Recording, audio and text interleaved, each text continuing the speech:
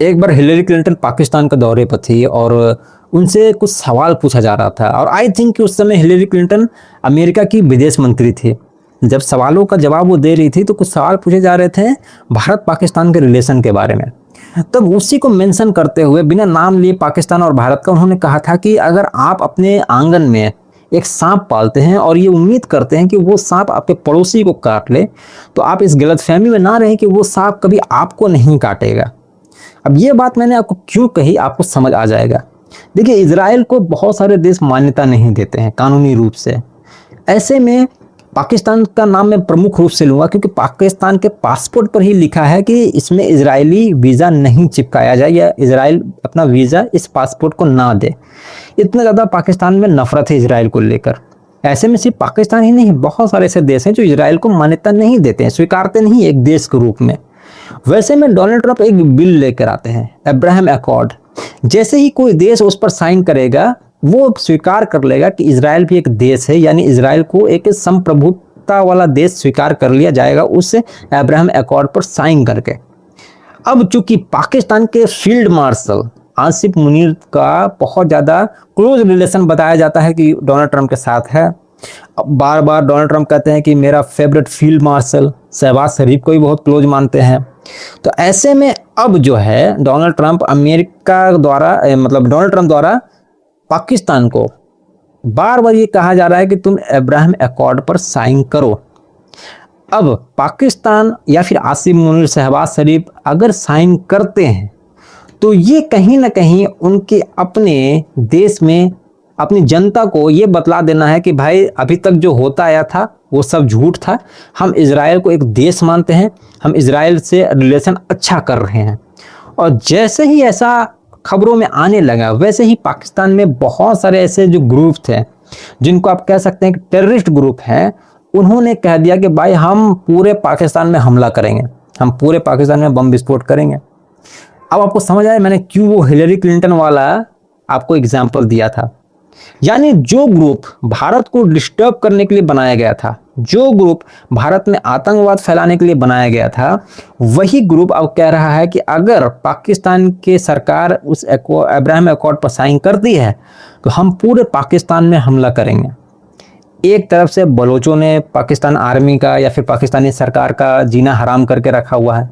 अब पाकिस्तानी सरकार जिनको पाल पोस कर रख रही थी, जिनको दूध पिला रही थी जिन सांपों को, वही सांप कह रहे हैं कि भाई अब हम डसने को तैयार हैं बिल्कुल अगर साइन किया गया अब्राहम अकॉर्ड पर। वहीं दूसरी तरफ अमेरिका है जो कह रहा है कि भाई साइन कर दो। डोनाल्ड ट्रंप को आप जान ही रहे हैं कितने मिजाजी पर्सन है वो। अब जो ये प्रेशर पड़ रहा है आगे खाई पीछे कुआं या पीछे खाई आगे कुआं वाली पाकिस्तान के जो इस वक्त करंट गवर्नमेंट है, खास तौर से आसिफ मुनीर, क्योंकि उनके ही सारे पर पूरी सरकार चलती है, तो फील्ड मार्शल है। अब क्या करने वाला है ये बड़ा इंटरेस्टिंग होगा। अगर साइन होता है अब्राहम अकॉर्ड पर तो पाकिस्तान में भयंकर तरीके से गृह युद्ध की जैसी सिचुएशन बन जाएगी। गृह युद्ध होना वैसे समय में जब ऑलरेडी तेल गैस की किल्लत हो रखी है, इकोनॉमी डूबी हुई है।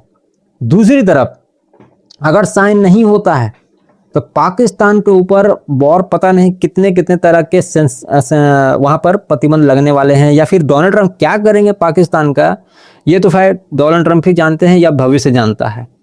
लेकिन यहाँ पर इंडिया को इस बात का और ज़्यादा केयर करना होगा। मैं कुछ देख रहा था, फॉरेन के रिपोर्ट्स पढ़ रहा था, खास तौर से अमेरिकन रिपोर्ट। वहाँ पर जो वॉर के एनालिस्ट होते हैं, जो फॉरेन रिलेशंस के विशेषज्ञ होते हैं, उन्होंने जिक्र किया है कि जब ये सिचुएशन पाकिस्तान में बना हुआ ना, तो पाकिस्तान अक्सर इस तरीके की सिचुएशन में जब भी फंसता है तो वो बॉर्डर पर कुछ कॉन्फ्लिक्ट करवाता है, बॉर्डर पर कुछ छेड़छाड़ करवाता है, ताकि अपनी जनता का ध्यान वो बांट सके, ताकि अपनी जनता को ये बता सके कि देखिए जो करंट रिजीम है इस वक्त पाकिस्तान में, उसका होना या उसका मजबूत होना क्यों जरूरी है।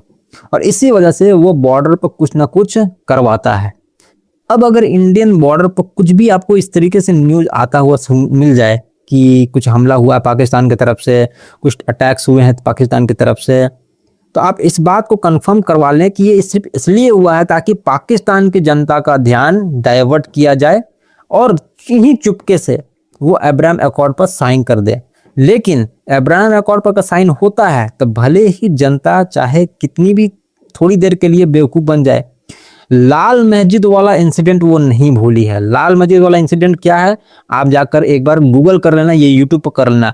आई थिंक 2007 था वो समय जब पाकिस्तानी सेना ने लाल मस्जिद में एंटर किया था, और उस समय पाकिस्तानी सेना के भी कुछ लोग मरे थे, कई सारे टेररिस्ट मरे थे, कई नागरिक मरे थे पाकिस्तान के। वो एक मतलब काला धब्बा है पाकिस्तान के इतिहास, पूरा पाकिस्तान ही काला धब्बा है वर्ल्ड मैप पर, लेकिन पाकिस्तान के मैप पर और पाकिस्तान के इतिहास पर भी ये एक काला धब्बा है लाल मस्जिद वाला। उसको जाकर आप यूट्यूब पे देखना। उस समय I think general Parvez Musharraf का सब कुछ चल रहा था।